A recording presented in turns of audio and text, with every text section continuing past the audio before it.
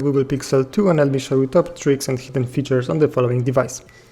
Let's start with the gestures. Let's go to settings, slide down to the system, and now here we have gestures. In here we have some different useful options like active edge, swipe fingerprint for notifications, or jump to camera. Let me show you how the first one works. We need to take our phone, squeeze it a little bit, and the Google Assistant will launch. Okay, let's go to the second one. We can use the fingerprint sensor behind the phone to slide down the notification bar, just like that. I am not touching the screen, as you can see, I'm only using the fingerprint sensor. Okay, let's go to the third one. Let's turn our display off, and to jump to camera we need to tap on the power key twice, and our camera has been turned on. Okay, let's go back and let me show you the second feature. Go to settings, now we need to go to sound, and here we have now playing option.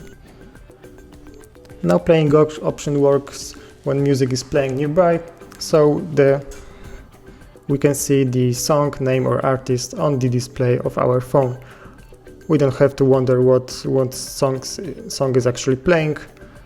We don't need to Google it, we just have to read it on our phone. Okay, let's go to the third one, which is the smart lock. Let's go to settings and choose security and location. Then we need to tap on smart lock, confirm our pattern if we have one, and here we have some useful options. Like on body detection, we can add trusted places, trusted devices, trusted faces, or match the voice to the Google Assistant. Let's go back and let me show you the fourth feature, which is blink light. We need to go to apps and notifications, then tap on notifications, and here we have blink light. We can turn it on, and basically the notification icons will now blink. Okay, let's go back and let's go to the last one, which is 3D touch, or like 3D touch in iPhone, but not exactly the same.